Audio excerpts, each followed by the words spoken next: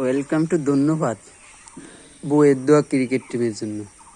সর্বপ্রথম বলতে চাই, যারা এই যে মায়ের দোয়া ক্রিকেট টিম করে এইয়া কিন্তু বললেন না।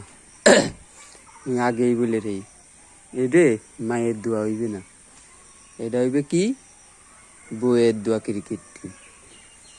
এই হাল্লার ফলারা যেটা করে গেছে একটা ওর কাছ থেকে ঠিক মতো বিদায় নিয়ে যায়নি, এই জন্য আজকে ওকে এই হাল।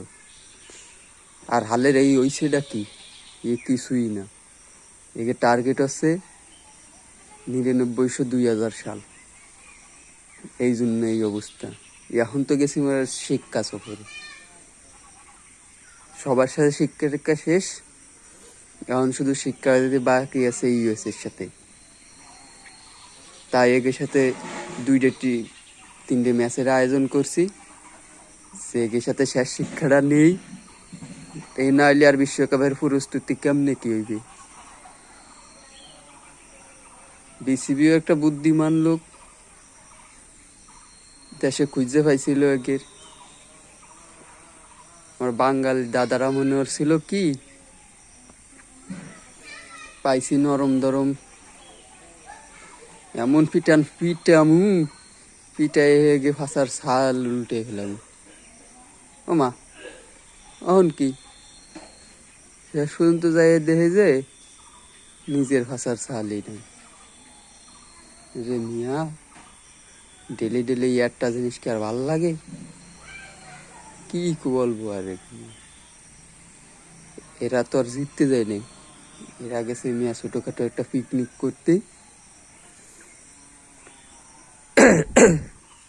পিকনিকের মনে হয় আর এক ম্যাচ বাকি আছে।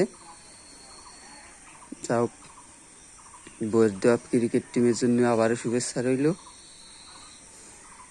আর যারা এই যে ভিডিও বানান তাকে উদ্দেশ্য বলি, এখন তো আর মায়ের দোয়া ক্রিকেট টিম বলবেন না, এখন তো এই টিমের নাম হচ্ছে কি বলেন তো দিই, বউয়ের দোয়া ক্রিকেট টিম। আর মিয়া বউয়ের দোয়া ক্রিকেট টিম না হইলে কি আর এই অবস্থা হয়? এখন গেছে মিয়া শিক্ষা সফরে, তেমনটা ঘুরতে ফিরতে সময় পায় না। গেছিল যুক্তরাষ্ট্র, পিঠে একদম ফাঁস আর ছাল তুললে ফেলাব। ও মা কি